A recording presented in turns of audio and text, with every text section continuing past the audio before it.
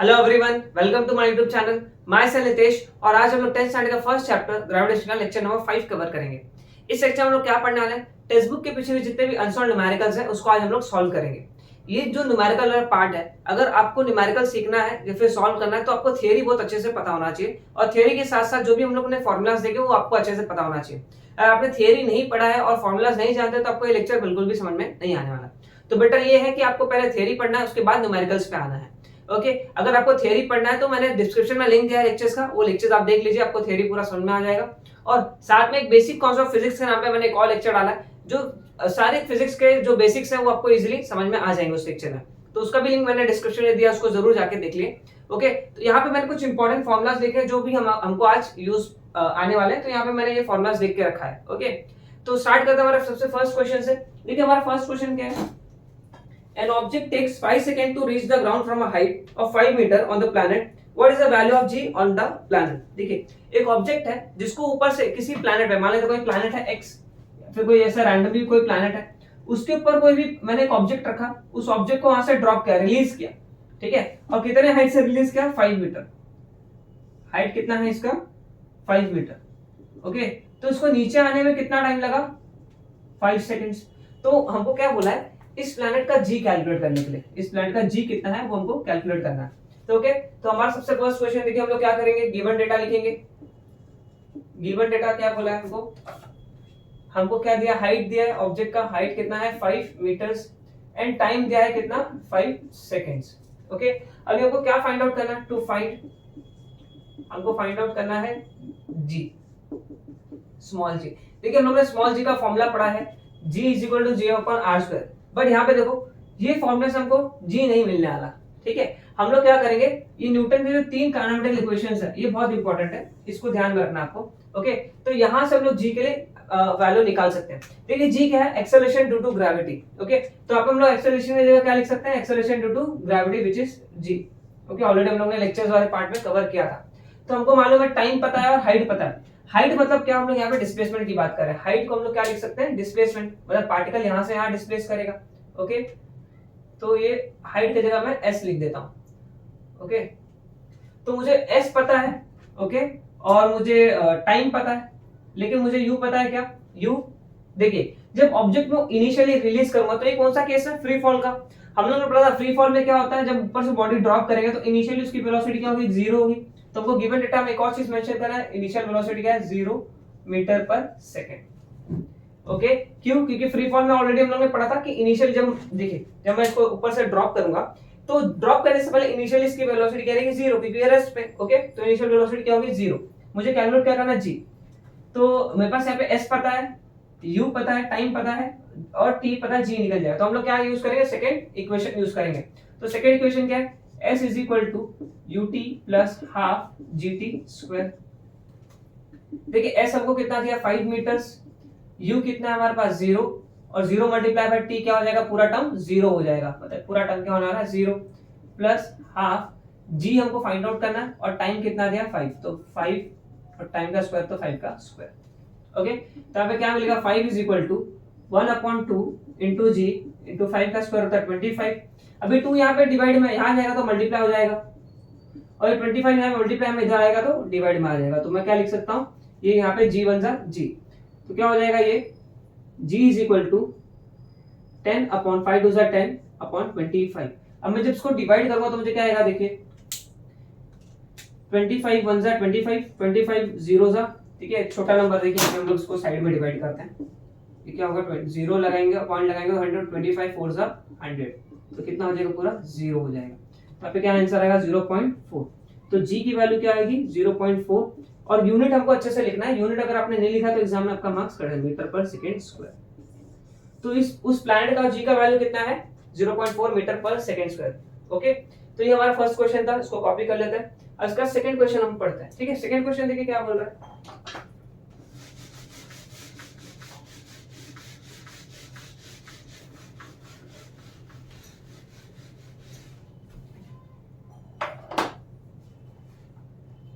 the radius of planet A is half to the radius of planet B. If the mass of A is ma, then what must be the mass of B so that the value of g on B is half that the value of A. Okay, थोड़ा यहाँ पे question थोड़ा tricky है, थोड़ा समझते हैं इसको। यहाँ पे मान लेते हैं दो प्लैनेट कंसीडर कर लेते हैं, ठीक है।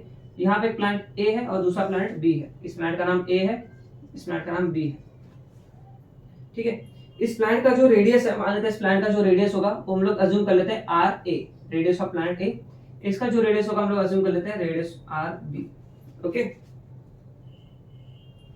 अब यहाँ पे हमको क्या बोला है, अभी हम लोग और कुछ अजम्पशंस करते हैं। जैसे यहाँ पे इस प्लैनेट का जो मास है अज्यूम कर लेते हैं M A, mass of planet A, और यहाँ पे जो अज्यूम कर लेते हैं mass of planet B, okay. अब इसकी जी की वैल्यू क्या होगी, कुछ अलग होगी, और इसकी भी जी की वैल्यू अलग होगी। कंसीडर कर लेते हैं इसके, इस पे जो जी का वैल्यू क्या है, जी ए है, और इस प्लैनेट का जो जी का वैल्यू क्या है, G B. Acceleration due to gravity of B, acceleration due to gravity of A. अब देखिए क्वेश्चन हमको क्या बोला है, ये हम लोग ने कंसीडर कर लिया, इमेजिन कर लिया, ओके। अभी देखो यहाँ पे क्या बोला है, the radius of planet A is half to the planet B. जो प्लैनेट ए का रेडियस है वो प्लैनेट बी के रेडियस से हाफ है। तो मैं क्या लिख सकता हूँ, radius of planet A is equal to half of radius of planet B. Planet B के रेडियस से हाफ है radius of planet A, okay. हम लोग ने पहला इक्वेशन बना लिया यहाँ पे। दूसरा इक्वेशन क्या बोल रहा है, if the mass of A is m, then what must be the mass of planet B। हमको टू फाइंड क्या करना है, हमको क्वेश्चन में क्या पूछा गया, मास ऑफ प्लैनेट बी हमको क्या करना है, फाइंड आउट करना, ओके। इसके बाद क्या बोला है, the value of G on B, the value of G on B is half to the value of A. मतलब प्लैनेट ए के वैल्यू जी के वैल्यू से क्या है, हाफ है, ओके। क्वेश्चन थोड़ा सा ट्रिकी हो सकता है, एक बार वापस से रिपीट करके, अगर नहीं समझा होगा तो रिपीट करके क्वेश्चन को बार-बार पढ़े तो डेफिनेटली समझ में आ जाएगा, ओके। क्या बोला है देखिए यहाँ पे, the radius of planet A is half to the radius of planet B and the value of G on B is half to the value of G on A, okay. Given that the mass of planet is A and to find this what, mass of planet B. तो solution क्या होगा इसका, ठीक है, solution देखते हैं। अब ये इक्वेशन जो दिख रहा है, इस इक्वेशन को हम लोग इससे यहाँ से हम लोग कुछ यूज करेंगे इसका, ओके।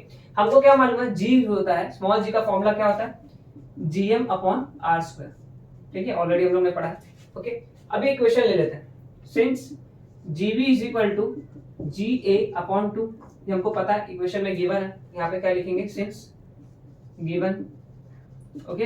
अब देखिए यहाँ पे प्लैनेट बी के लिए हम लोग क्या यूज कर सकते हैं, फॉर्मूला यूज कर सकते हैं। At the same time planet A के लिए हम लोग क्या कर सकते हैं, जी के लिए यही फॉर्मूला यूज कर सकते हैं। देखते हैं कैसे। प्लैनेट बी का अगर मैं जी का ये फॉर्मूला बनाऊं तो क्या होगा, G M upon R square, okay. मतलब यहाँ पे एम क्या है, मास ऑफ प्लैनेट बी होगा यहाँ पे, और यहाँ पे रेडियस क्या होगा, mass radius of planet B होगा, is equal to G for A. मतलब प्लैनेट ए के लिए जी का फॉर्मूला क्या होगा, G M upon R square. Again देखिए जी दोनों के लिए सेम होगा, क्यों, क्योंकि जी क्या है, यूनिवर्सल ग्रेविटेशन कांस्टेंट, ये हर किसी के लिए सेम होता है। ये किसके लिए, मास ऑफ प्लैनेट ए और रेडियस ऑफ प्लैनेट ए, समझ में आ रहा है। होल डिवाइडेड बाय 2 है, तो 2 यहाँ पे डिवाइड में कर देंगे, ठीक है। अब यहाँ पे हम लोग क्या करते हैं, ये जी जी क्या हो जाएगा, कैंसिल हो जाएगा, जी जी एक दूसरे को कैंसिल कर देंगे। क्या बचेगा हमारे पास, mass of planet B upon radius of planet B the whole square is equal to, ये 2 ऊपर चला जाएगा तो क्या हो जाएगा, 2 मल्टीप्लाई में आ जाएगा इसके साथ, 2 times of mass of planet A upon radius of planet A the whole square. ये 2 ऊपर जाएगा तो क्या हो जाएगा, 1/2 हो जाएगा, ओके। इतना समझ में आ रहा है। अब इसके बाद हम लोग क्या करते हैं, देखिए हमको क्या मालूम है, R A is equal to R B upon 2। मतलब आर ए की जगह मैं क्या पुट कर सकता हूँ, आर बी बाई 2, ओके। तो पुट करके देखते हैं। Therefore mass of planet B upon radius of planet B the whole square is equal to mass of planet A upon, देखिए 2 मल्टीप्लाई हो जाएगा तो यहाँ पे 2 मैं लिख देता हूँ ऐसे सिंपली। अब देखिए आर ए की जगह हम लोग क्या लिख सकते हैं, R B upon 2, R B upon 2, और आर ए क्या है, स्क्वायर है, तो R B upon 2 the whole square हो जाएगा। सिंपल है, समझ में आ रहा है। अब यहाँ पे हम लोग सिंपली क्या करेंगे, ब्रैकेट ओपन करते हैं, देखिए क्या मिलता है, mass of planet B upon radius of planet B square is equal to mass of planet A upon 2 multiply by R B the whole square, और 2 का स्क्वायर क्या हो जाएगा, यहाँ पे 4 हो जाएगा, ठीक है। अब यहाँ पे हम लोग क्या करेंगे, देखिए 2 1 जा 2, 2 2 जा 4, ठीक है। तो हमको क्या मिलेगा, mass of planet B upon radius of planet B the square. अब ये 2 ऊपर चला जाएगा तो क्या होगा, 2 टाइम्स ऑफ ma हो जाएगा, 2 times of ma upon radius of planet B square. अब देखिए यहाँ पे radius of planet B square, radius of planet B square क्या हो जाएगा, एक दूसरे को कैंसिल कर देंगे। क्या मिलेगा मुझे यहाँ पे, mass of planet B, therefore space का मैं यहाँ पे लिखता हूँ, therefore mass of planet B is equal to 2 times of mass of planet A. Okay, तो हमको क्या फाइंड आउट करना था, mass of planet B find out करना था, वो हम लोग ने फाइंड आउट कर लिया। मास ऑफ प्लैनेट बी कितना है, 2 times of mass of planet A. Okay, hope so आपको क्वेश्चन समझ में आया, थोड़ा ट्रिकी है, थोड़ा वापस से अगर कुछ डाउट होगा तो फिर से रिवाइंड करके देखो, डेफिनेटली समझ में आ जाएगा। ओके, अब थर्ड क्वेश्चन देखते हैं हम लोग।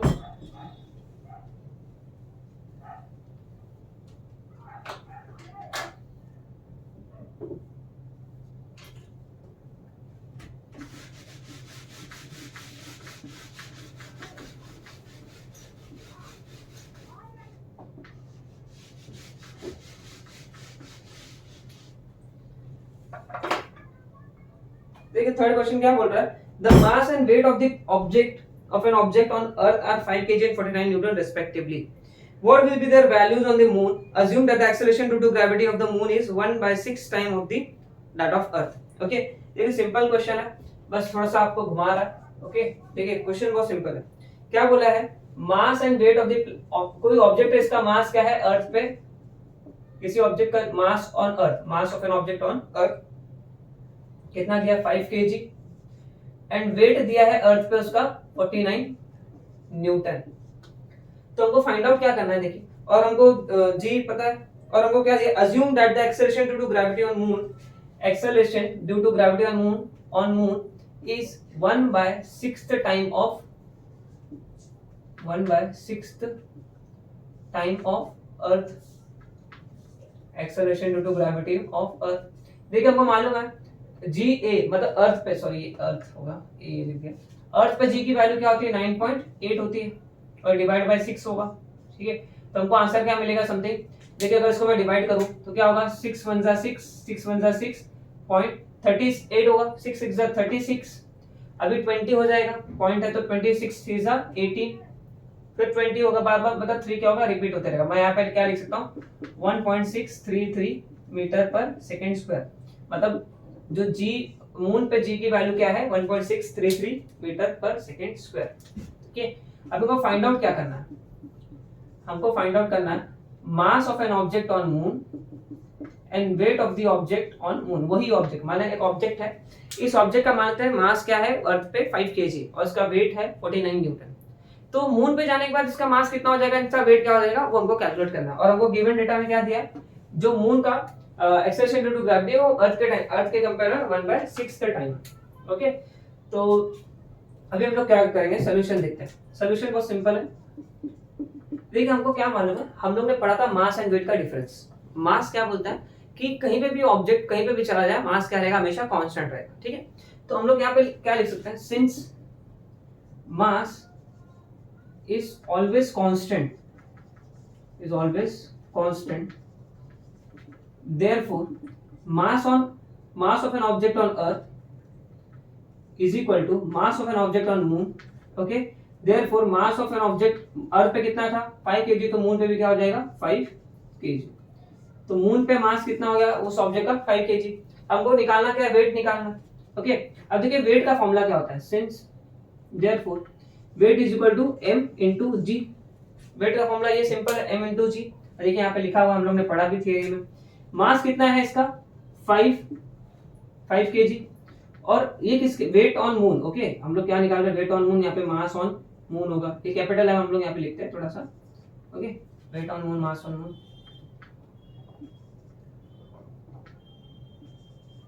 ठीक है, तो यहाँ पे क्या हो जाएगा mAg। ठीक है, मास ऑन मून कितना है 5 kg, और जी की वैल्यू कितनी है मून पे 1.633।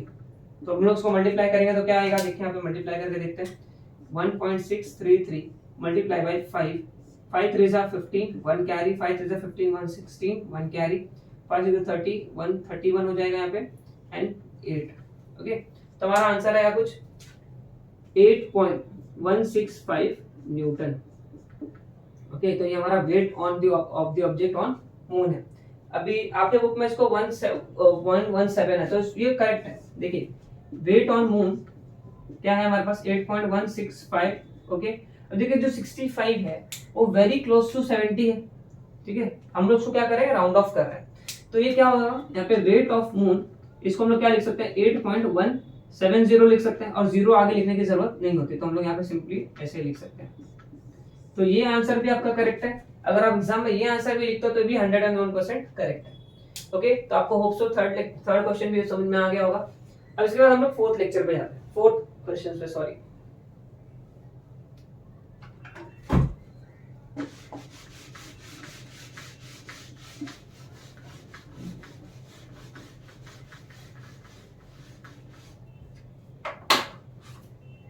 ये फोर्थ लेक्चर क्या है, the masses of an object thrown vertically, एक मिनट,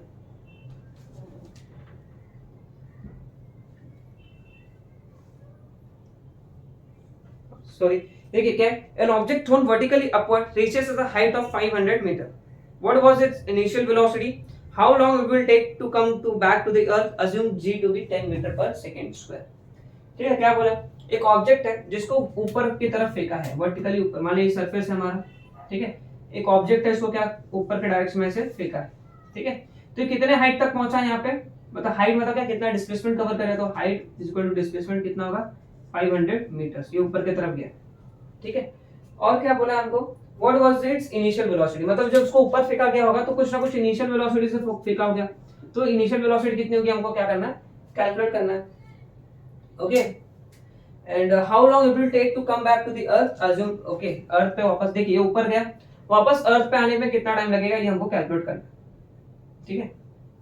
देखिए जब ऑब्जेक्ट ऊपर जाएगा तो जैसे जैसे ऊपर जाएगा इसकी वेलोसिटी क्या होती रहेगी, डिक्रीज होगी, और एक पॉइंट ऐसा आएगा जहां पे इसकी वेलोसिटी क्या हो जाएगी, जीरो हो जाएगी, फाइनल वेलोसिटी क्या हो जाएगी, जीरो हो जाएगी। हम लोग ने ऑलरेडी थ्योरी में पढ़ा है कैसे होता है, जब ये वापस नीचे आएगा यू टर्न करके वापस से सेम पाथ पे क्या आएगा, रिपीट करता आएगा और ऐसे नीचे आएगा, तो वापस ये सरफेस पे जब आएगा तो इसको ऊपर से जाके नीचे आने में टोटल टाइम कितना लगा वो हमको कैलकुलेट करना है।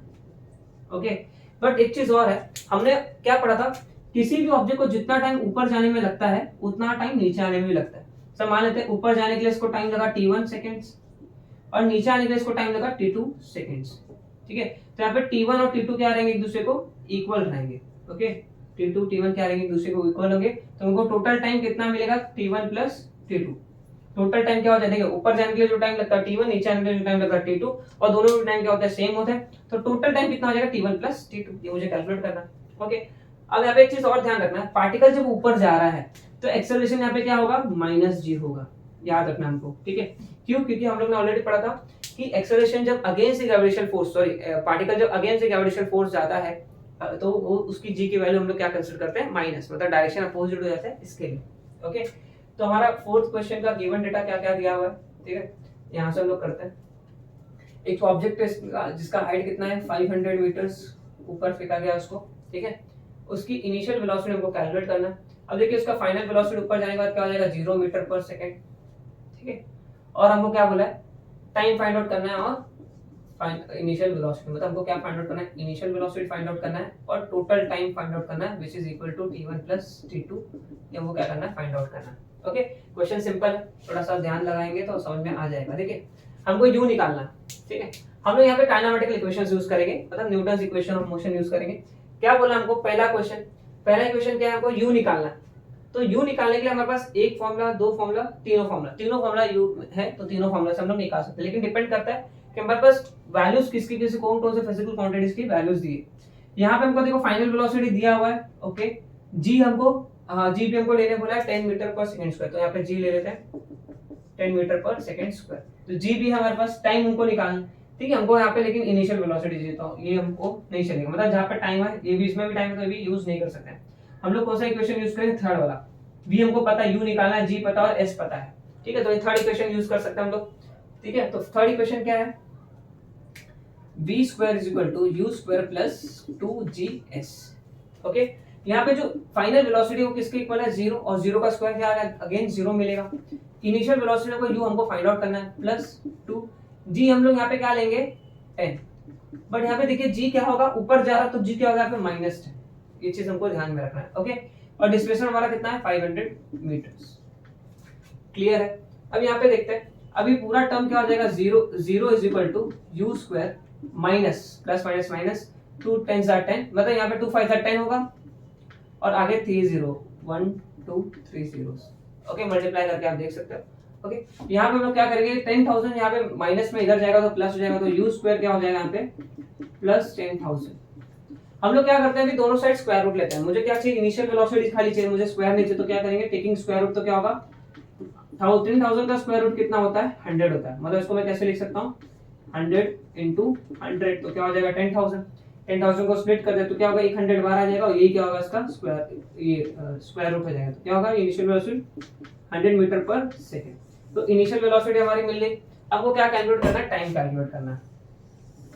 ठीक है, टाइम कैलकुलेट करने के लिए हम लोग क्या यूज करेंगे, काइनेमेटिकल इक्वेशंस ही यूज करने वाले हैं। ठीक है, यहाँ पे देखिए हम लोग फर्स्ट काइनेमेटिकल इक्वेशंस, हमको फाइनल वेलोसिटी मालूम है, इनिशियल वेलोसिटी मालूम है, जी मालूम है, तो हम लोग यहाँ पे इजीली क्या कर सकते हैं, टाइम कैलकुलेट कर सकते हैं। तो हम लोग यूज करते हैं वही इक्वेशन। तो क्या है हमारा first equation, v = u + gt। Okay, v हमारा कितना है 0, तो 0 हम लोग ने पुट कर दिया, u हमको मालूम पड़ा अभी 100 है, तो 100 यहाँ पे हम लोग ने पुट करेगा। अब देखिए g यहाँ पे क्या होगा -10 होगा, क्यों, क्योंकि एक्सेलरेशन क्या है, opposite in the direction of gravitational force. हमको क्या कैलकुलेट करना है, टाइम। यहाँ पे अज्यूम कर लेते हो टाइम क्या है t1 है।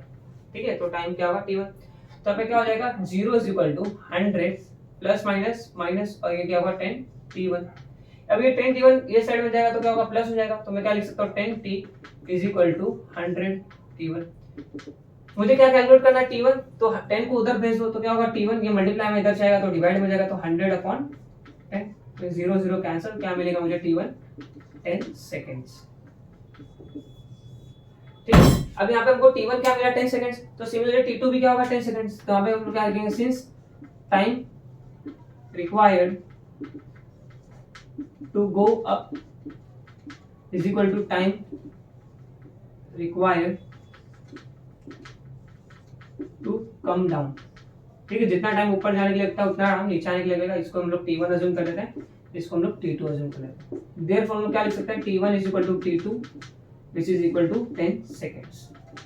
ठीक है, अब तो यहाँ पे हम लोग क्या लिखेंगे, हम लोग को क्या निकालना है, टोटल टाइम निकालना। Therefore total time required to an object to come back to earth is equal to t = t1 plus t2, और t1 plus t2 मतलब क्या 10 plus 10 which is equal to 20 seconds। तो टाइम कितना लगेगा 20 seconds, ये भी हम लोग ने कैलकुलेट कर लिया। ओके, तो सबको ये समझ में आया होगा।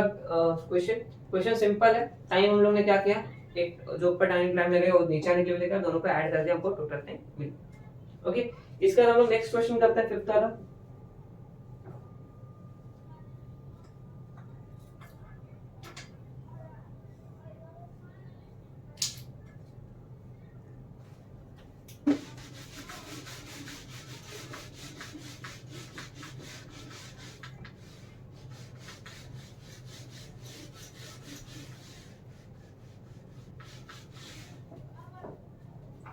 फिफ्थ क्वेश्चन क्या है, an object and a ball falls off a table and reaches the ground in 10 seconds, assuming g to be 10 meter per second square, calculate the speed on reaching the ground and the height of the table। Simple question है। देखिए क्या है, यहाँ पे एक table है,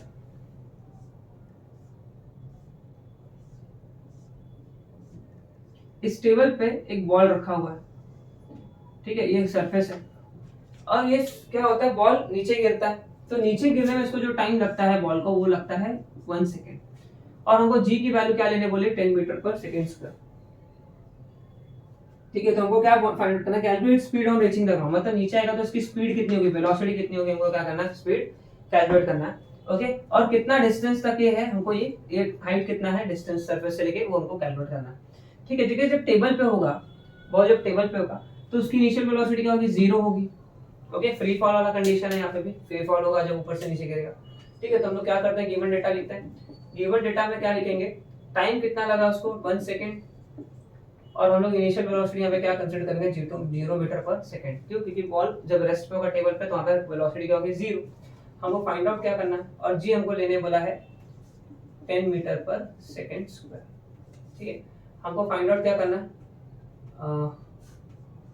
to find क्या find out करना है, उसको उसका फाइनल वेलोसिटी, फाइनल स्पीड कितना होगा और उसको डिस्टेंस कितना कवर करेगा ऊपर से नीचे आना, टेबल से लेके सरफेस तक का डिस्टेंस कितना होगा वो हमको कैलकुलेट करना है। ओके, सॉल्यूशन देखते हैं हम। ओके, अभी यहाँ पे हमको क्या फाइनल वेलोसिटी निकालना है। हमको देखो ये इक्वेशन यूज कर सकते हैं, v क्या है हमारे पास u plus gt। Okay, v हमको कैलकुलेट करना है, u हमको क्या दिया है 0 दिया है, तो यहाँ पे क्या आ जाएगा 0 प्लस g हमको 10 लेने बोला 10 मल्टीप्लाई बाय टाइम कितना दिया 1। ओके, तो 10 1 जा 10 और 10 प्लस 0 10 होगा, तो v क्या हो जाएगा 10 मीटर पर सेकंड। यूनिट लिखना हमको भूलना नहीं एग्जाम में, तो हमारे मार्क्स क्या हो जाएंगे कट हो जाएंगे। ठीक है, अब इसके बाद हमको क्या निकालना, पहला ये आ गया, हमको क्या निकालना है डिस्प्लेसमेंट। डिस्प्लेसमेंट निकालने का दो इक्वेशंस है, हमको क्या पता है डिस्प्लेसमेंट निकालना है, u हमको पता है, टाइम पता है, g पता है, टाइम पता है। हम लोग सेकंड इक्वेशन से निकाल सकते हैं, इवन थर्ड इक्वेशन से हम लोग क्या कर सकते हैं निकाल सकते हैं। तो हम लोग सेकंड इक्वेशन फिलहाल यूज करते हैं, s ut plus half gt square. u हमारे पास क्या है 0, तो ये पूरा टर्म क्या हो जाएगा 0 हो जाएगा, 0 multiply by t 0 plus half g हमको लेना है बोला है 10, तो 10 ले लेंगे यहाँ पे, और टाइम कितना दिया है हमको 1, तो 1 का स्क्वायर लेना है, टाइम का स्क्वायर होता है 1 का स्क्वायर। ठीक है, तो फिर क्या बचेगा, देखिए यहाँ पे 2 1 जा 2, 2 5 जा 10, तो हमको क्या मिलेगा 5 मल्टीप्लाई बाय 1, मतलब यहाँ पे क्या मिलेगा सिंपल 5 मिलेगा। तो s क्या मिलेगा हमको 5 मीटर। डिस्टेंस कितना है टेबल से लेके सरफेस तक का 5 मीटर्स। तो अभी 6 क्वेश्चन देखते हैं। देखिए 6 क्वेश्चन क्या बोल रहे हैं, the masses of earth and moon are 6 into 10 to 24 kg and 7.54 into 10 to 22 kg respectively. The distance between them is 3.84 into 10 to 5 kilometers. Calculate the gravitational force of attraction between them. Okay, देखिए simple question है, क्या बोला है कि हमारा अर्थ का मास दिया है, मून का मास दिया है, और दोनों के बीच का जो डिस्टेंस दिया है हमको, और उनके बीच का ग्रेविटेशनल फोर्स ऑफ अट्रैक्शन हमको क्या करना है फाइंड आउट करना है। हालांकि जो 6th एंड 7th क्वेश्चन है वो आपको बोर्ड एग्जाम में बहुत ही रेयर है कि ऐसा पूछा जाएगा, क्योंकि इसके कैलकुलेशन बहुत ही ज्यादा लेंथी है, तो शायद आपको ये question basically 6th and 7th question नहीं आएगा, फिर भी हम लोग करते हैं। देखिए हमको गिवन क्या दिया हुआ है, हमको मास ऑफ अर्थ दिया है कितना 6 into 10 to 24 kg, mass of moon दिया हुआ है 7.4 into 10 to 22 kg। Okay 7. Correct, ठीक है, और हमको g का वैल्यू लेने बोला 6.67 into 10 to -11 newton metre square per kg square, और हमको दोनों के बीच का डिस्टेंस मान लेते हैं r है कितना है 3.84 into 10 to 5 किलोमीटर्स। ओके, हम लोग को फॉर्मूला कौन सा यूज करना है ग्रेविटेशनल फोर्स का, क्या होता है वो F = G m1m2/r²। ओके, अभी देखो यहाँ पे सब यूनिट्स कैसे होने चाहिए, यूनिफॉर्म होने चाहिए। फॉर्मूला में वैल्यूज डालने से पहले हमको सारे जो भी क्वांटिटीज दिए हैं उनके यूनिट्स क्या होना चाहिए, हमको यूनिफॉर्म सेम सिस्टम में होने चाहिए, मतलब सब ऐसा सिस्टम में होने चाहिए। और देखो जो मास है उसका ऐसा सिस्टम क्या होता है kg, इसका भी kg, और g का भी हम लोग ने ऐसा यूनिट ही लिया। तो r जो है ये क्या है किलोमीटर्स में, और किलोमीटर्स डिस्टेंस का ऐसा यूनिट नहीं है, ऐसा यूनिट क्या किलोमीटर डिस्टेंस का मीटर्स है, तो हमको किलोमीटर को क्या करना पड़ेगा मीटर में कन्वर्ट करना पड़ेगा। कैसे करेंगे देखते हैं यहाँ पे। देखिए जो किलोमीटर है, 1 किलोमीटर जो होता है वो 1000 मीटर्स के इक्वल होता है, मतलब 1 kilometre can be written as 10⁻³ metres. Okay, तो यहाँ पे मैं लिख देता हूँ 10⁻³ मीटर्स, तो 3.84 into 10⁸8 मीटर्स हो गया है। तो हमारा जो अभी डिस्टेंस है वो किस में आ गया, मीटर्स में आ गया। तो हम लोग क्या कर सकते हैं डायरेक्टली वैल्यूज फॉर्मूला में पुट करके आंसर निकाल सकते हैं। अभी हमको फाइंड आउट क्या करना है ग्रेविटेशनल फोर्स ऑफ अट्रैक्शन। तो सॉल्यूशन देखते हैं इसका। तो सॉल्यूशन क्या होगा, force is equal to g mass of earth into mass of moon upon radius distance between them. g की वैल्यू कितनी है 6.67 इनटू 10⁻⁻11, और मास ऑफ अर्थ कितना है 6 into 10⁻24 kg, and mass of moon कितना है 7.4 इनटू 10⁻22 kg अपॉन इनके बीच का डिस्टेंस कितना दिया है 3.84 इनटू 10⁸8 मीटर, और उसका whole square, sorry arc the whole square, तो यहाँ पे होल स्क्वायर। ओके, अब यहाँ पे हम लोग क्या करेंगे, जो नंबर्स वाले टर्म्स हैं, जो नंबर्स हमको हम लोग साथ में लिख लेते हैं, और जो 10 के पावर में उनको एक साथ मल्टीप्लाई कर देते हैं। क्या 6.67 into 6 into 7.4, ये क्या हो जाएगा 10 to the power 22 plus 24 plus 22 कितना होता है, और कितना हो जाएगा ये 46, कितना होगा 46 होगा, और 46 माइनस 11 कितना होगा 35, तो 10 टू द पावर 35 बचेगा यहाँ पे, डिवाइडेड बाय इसका स्क्वायर, मतलब 3.84 का स्क्वायर मतलब क्या 3.84 into 3.84 में 2 बार लिख सकता हूँ। ओके, और उसका स्क्वायर कैसे करेंगे, 10⁸8 है, 8 टू जा 16, तो 10 टू जा 10⁻16। ओके, अब इसके बाद देखते हैं, अब हम लोग जो छोटे छोटे नंबर्स हैं उसको मल्टीप्लाई करके ले लेते हैं। ओके, ठीक है, 6 4 जा 24, देखिए 7.4 मल्टीप्लाई बाय 6, 6 4 जा 24, 2 कैरी, 2 6 7 6 जा 6 7 जा 42, 42 प्लस 2 44, 44.4। ठीक है, तो यहाँ पे मैं इसको ऐसे लिख सकता हूँ 6.67 इंटू 44.4 मल्टीप्लाई बाय 10⁻35, ये ऊपर चला जाएगा तो क्या होगा 10⁻16 आ जाएगा, डिवाइडेड बाय 3.84 मल्टीप्लाई बाय 3.84। अब यहाँ पे हम लोग क्या करेंगे, थोड़ा सा अप्रोक्सीमेशंस लेंगे, जैसे कि यहाँ पे करते हम लोग वैल्यूज बहुत बड़े बड़े हैं तो हम लोग क्या करेंगे, यहाँ पे थोड़ा अप्रोक्सीमेट वैल्यू लेंगे। जैसे 6.67 को हम लोग ये अप्रोक्सीमेटली क्या लिख सकते हैं, 67 को 70 के क्लोज लिख सकते हैं, तो मैं यहाँ पे क्या लिख सकता हूँ 6.7 लिख सकता हूँ, 70 मतलब 7 लिख सकते हैं खाली, 44.4 को एज इट इज रहने देते हैं। और यहाँ पे हम लोग 3.84 मतलब ये राउंड फिगर किसके क्लोज है, 80 के क्लोज है, तो 3.84 की जगह मैं क्या लिख सकता हूँ 3.80 व्हिच इज 3.8 ऐसे ही लिख देते हैं, और यहाँ पे भी 3.8 ले लेते हैं। ओके, और ये क्या हो जाएगा 10⁻35 - 16, 35 - 16 कितना होता है 19 होता है, यहाँ पे 19। ठीक है, अब हम लोग क्या करेंगे कि अब ये दोनों नीचे के नंबर्स को मल्टीप्लाई करके ले लेते हैं और ऊपर के नंबर्स को मल्टीप्लाई करके ले लेते हैं। ठीक है, क्या होगा यहाँ पे 444 मल्टीप्लाई बाय 67, 6 7 जा 28, 2 कैरी, 2 4 7 जा 28, 30, 3 कैरी, अगेन यहाँ पे कितना आएगा 31, क्रॉस 6 4 जा 24, 2 कैरी, 6 4 जा 24, अगेन 2 कैरी 26 एंड 6 4 जा 24, ये 26। ओके, यहाँ पे क्या होगा 8 4 7 9 2। अब यहाँ पे पॉइंट कितने नंबर के बाद है, देखिए यहाँ पे एक पॉइंट है, यहाँ पे एक पॉइंट, तो पॉइंट हम लोग 2 नंबर के बाद लेते हैं यहाँ पे। ठीक है, ओके, अभी यहाँ पे देखिए एक्चुअली यहाँ पे 7 0 था, तो हम यहाँ पे 0 भी लिखते हैं, यहाँ पे भी 0 लिखते हैं फिलहाल के लिए ताकि समझ में। तो यहाँ पे 0, तो आगे एक और 0 आएगा। ठीक है, पॉइंट कितने नंबर के बाद है 3, 1 2 3 में नंबर के बाद पॉइंट मिले, तो यहाँ पे देखिए इस नंबर को मैं क्या लिख सकता हूँ, देखिए 297 पॉइंट, ये 48 है, 48 मतलब अप्रोक्सीमेटली 50 के क्लोज, तो यहाँ पे मैं खाली लिखता हूँ 5.5। ओके, 0 लिखने की जरूरत नहीं, डिवाइडेड बाय 3.8 को मल्टीप्लाई करते हैं 38 मल्टीप्लाई बाय 38, 8 8 होता है 64, 3 8 24, 24 प्लस 6 30 होगा, 3 8 24, 2 कैरी, 3 3 9 और 1 11, तो 4 4 4 1। पॉइंट कितने नंबर के बाद, 2 नंबर, तो 14.4, मतलब इसको हम लोग सिंपली क्या लिख सकते हैं 14.40, मतलब 44 इज वेरी क्लोज टू 40, तो राउंड फिगर क्या हो जाएगा उसका 14.400, 0 लिखने की जरूरत नहीं। तो यहाँ पे क्या आएगा इनटू 10⁻19। अब देखिए पॉइंट पॉइंट से क्या हो जाएगा, बैलेंस हो जाएगा। ठीक है, मतलब बैलेंस कैसे होता है कि बेसिकली होता क्या है कि यहाँ पे देखते हैं, अभी 297.5 को मैं कैसे लिख सकता हूँ 297.5 इंटू 10⁻⁻1। ओके, और यहाँ पे 14 को हम लोग कैसे लिख सकते हैं 14.4 को 14 इंटू 10⁻⁻1, तो -1 कैंसिल हो जाएगा ऐसे, और हमको यहाँ पे डायरेक्ट मिल जाएगा। ठीक है, तो बेसिकली हम लोग, अगर आपको नहीं समझ में आ रहा है तो हम लोग क्या बोल सकते हैं, यहाँ पे पॉइंट एक डिजिट के बाद है, यहाँ पे पॉइंट एक डिजिट, दोनों डिवीजन में, तो यहाँ पे पॉइंट पॉइंट क्या हो जाएगा कैंसिल हो जाएगा, तो मुझे क्या मिलेगा 2975 अपॉन 144 इंटू 10⁻19, तो 144 डिवाइडेड बाय 2975। ओके, तो 144 2 जा लेंगे तो कितना होगा, 2 4 जा 8, 2 4 जा 8, 2 1 जा 2, 297 से 288 जाएगा तो कितना बचेगा हमारे पास, अप्रोक्सीमेट 97 से 88 गया तो 9 बचेगा।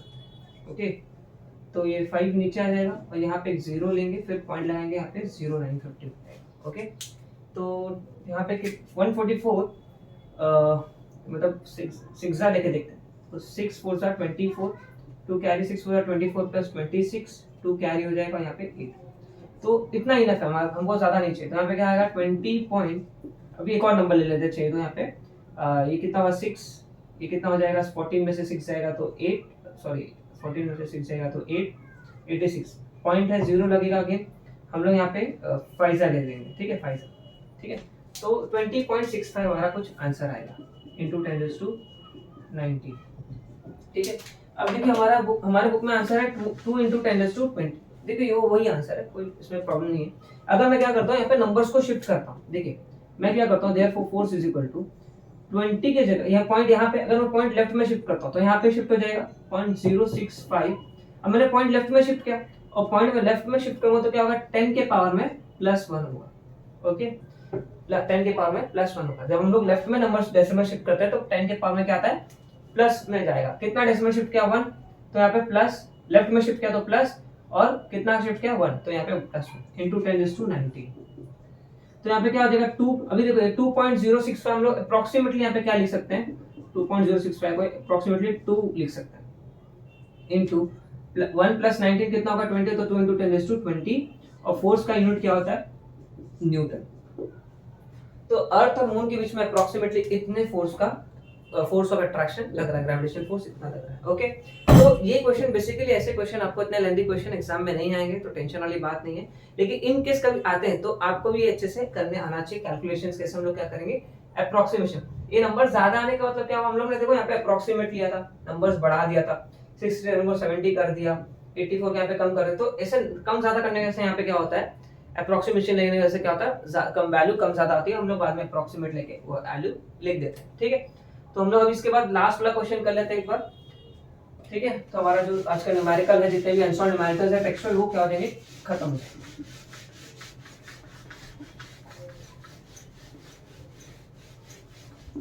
देखिए लास्ट क्वेश्चन क्या है, ये भी सेम फॉर्मूला पे बेस्ड है।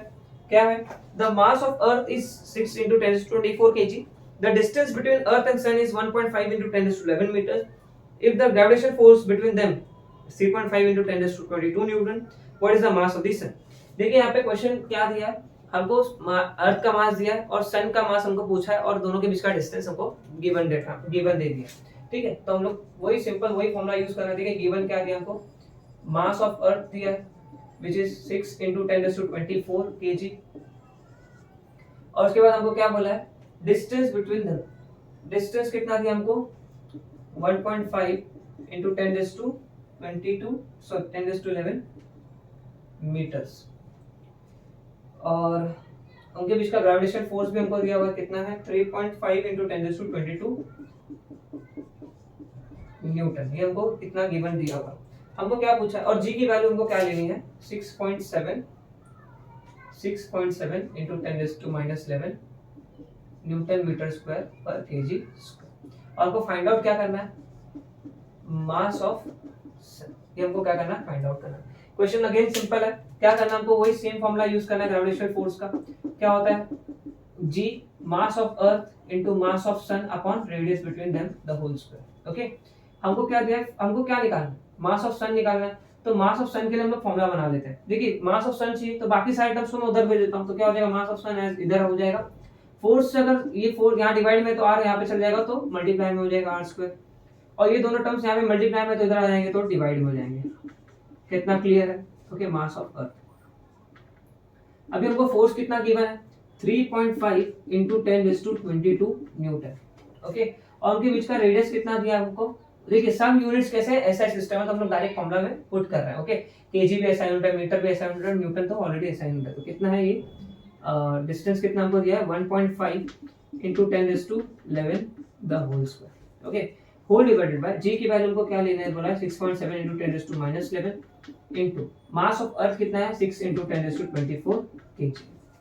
ओके, क्वेश्चन अगेन सिंपल है। देखिए अभी हम लोग ने ऑलरेडी डिस्कस किया, एक पॉइंट क्या हो जाएगा, दूसरे को कैंसिल कर देगा, तो क्या बचेगा यहाँ पे 35 × 10⁻22 मल्टीप्लाई बाय ये 1.5 द होल स्क्वायर, तो 1.5 का होल स्क्वायर मल्टीप्लाई बाय 10⁻11, 11 टू सा कितना होगा 22, तो 10⁻22 हो जाएगा, होल डिवाइडेड बाय ये देखिए 60, ये पॉइंट तो हट गया तो यहाँ पे क्या आएगा 67, और 6 यहाँ पे क्या आ जाएगा मल्टीप्लाई में इसके साथ, और 10⁻11 और 24 प्लस, तो 24 - 11 कितना होगा 13 होगा, तो यहाँ पे क्या लिखेंगे इंटू 10⁻13। क्लियर है। अब इसके बाद आगे की कैलकुलेशंस देखते हैं। अब यहाँ पे हम लोग क्या कर सकते हैं, 6 से नहीं डिवाइड कर सकते हैं। ठीक है, तो हम लोग आगे देखते हैं इसको। तो therefore mass of sun is equal to 35, ये 15 का स्क्वायर कितना होता है 225। देखिए 15 का स्क्वायर कैसे हो, देखिए 5 5 जा 25 और ये 2 क्या है 7 और ये क्या होगा 15, तो क्या होगा ये 5 और ये 12, ये 225। ठीक है, तो 15 का स्क्वायर कितना होता है 225। लेकिन इसमें पॉइंट है तो 15 1.5 1.5 होगा, तो पॉइंट कितने नंबर के बाद आ रहा है 2 नंबर के बाद आ रहा है, तो हम लोग यहाँ पे 2 नंबर के बाद क्या लिखेंगे पॉइंट, 2.25 होगा 2.25। और ये क्या 10⁻22 सॉरी 10⁻22 और 20⁻22 कितना हो जाएगा 10⁻44 हो जाएगा। और ये 10⁻13 ऊपर जाएगा तो क्या होगा 10⁻−13 हो जाएगा डिवाइडेड बाय, अभी हम लोग इसको मल्टीप्लाई करके ले लेते हैं 67 मल्टीप्लाई बाय 6 7 जा 42 अगेन 6 6 जा 36 36 प्लस 4 कितना होता है 40, तो 402 डिवाइड बाय 402। ओके, अब इसके बाद हम लोग क्या करेंगे, देखिए यहाँ पे हम लोग इसको थोड़ा सा और एडजस्ट कर देते हैं ताकि कैलकुलेशन इजी हो जाए। ठीक है, ये दोनों टर्म्स को 225 मल्टीप्लाई बाय 35 5 5 जा 25 2 5 जा 10 1 12 2 5 जा 10 अगेन ये 11 हो जाएगा और 3 5 जा 15 यहाँ पे 1 कैरी 3 2 जा 6 7 3 2 जा 6 तो 5 7 8 7, तो क्या होगा 7 8 7 5। पॉइंट कितने नंबर के बाद है 2 नंबर के बाद, तो यहाँ पे मैंने यहाँ पे पॉइंट डाल दिया डिवाइड बाय 402 और यहाँ पे क्या होगा 10⁻44 44 माइनस 13 कितना होगा ये 41 31 10⁻31। क्या इतना क्लियर है? अब देखिए यहाँ पे मैं थोड़ा और इसको यहाँ पे इससे यहाँ से पॉइंट हटाता हूँ या फिर पॉइंट हटाने की जरूरत नहीं, ठीक है हम लोग डायरेक्ट भी कर सकते हैं। देखो कैसे 402 डिवाइडेड बाय 7875। ओके, तो यहाँ पे 402 मतलब ये अप्रोक्सीमेटली 4 का टेबल हम लोग पढ़ते हैं, ये 3 टर्म्स को देखेंगे तो क्या होगा ये कितना हो जाएगा ये 4000 ये 41 जा ले लेते हैं, ठीक है 402 तो कितना बचेगा यहाँ पे ये 5 होगा ये 8 होगा ये 3 होगा 385। ठीक है, अब यहाँ पे हम लोग ये 5 को नीचे ले लेते हैं तो क्या होगा 3855 और 4 के टेबल 4 9 जा 36 होता है। ठीक है, तो हम लोग यहाँ पे 9 जा लेके देखते हैं डायरेक्ट, तो 9 2 जा 18 1 कैरी 1 यहाँ एज इट इज 4 9 जा 36। ठीक है, तो बहुत क्लोज है। तो 15 में से 8 जाएगा तो कितना बचेगा 7 बचेगा, यहाँ पे 4 में से 1 जाएगा तो 3 बचेगा और यहाँ पे 2 में से 6 जाएगा तो सॉरी 8 में से 6 जाएगा तो 2 बचेगा। 234 छोटा नंबर, तो यहाँ पे क्या लेंगे पॉइंट लेंगे, यहाँ पे 0 लगाएंगे, तो 6 4 जा 24 होता है और 6 4 जा 24 4 6 जा 20, तो हम लोग 5 जा लेके देखते हैं 6 जा बड़ा हो जाएगा। ओके 5 2 जा 10 और 2 4 जा 2 5 जा 20 4 5 जा 20 सॉरी। ओके, तो यहाँ पे क्या होगा 0 ये 6 ये 3। ओके, अभी 360 है तो अभी पॉइंट है 0 लगाएंगे। ठीक है, अगर यहाँ पे देखिए 4 9 जा होता है 36 लेकिन ये 18 होगा आगे नंबर, तो हम लोग यहाँ पे 8 जा लेंगे, बस इनफ है इतना। ठीक है, इतना इनफ है। तो यहाँ पे हम लोग क्या लिख सकते हैं, देखिए यहाँ पे ऑलरेडी 2 पॉइंट था, यहाँ पे 2 पॉइंट के नंबर, तो हम लोग यहाँ पे क्या लिखेंगे 2 पॉइंट और पीछे शिफ्ट करेंगे तो क्या होगा यहाँ पे 0.1958 इंटू 10⁻31। ओके, ऐसे लिख दिया मैंने। ठीक है, अब यहाँ पे मैं क्या करता हूँ थोड़ा सा और इसको ये चेंज कर देता हूँ। देखिए यहाँ पे मैं पॉइंट को थोड़ा राइट में शिफ्ट करता हूँ, 0 पॉइंट के आगे यहाँ पे 1.9 करता हूँ इंटू 58।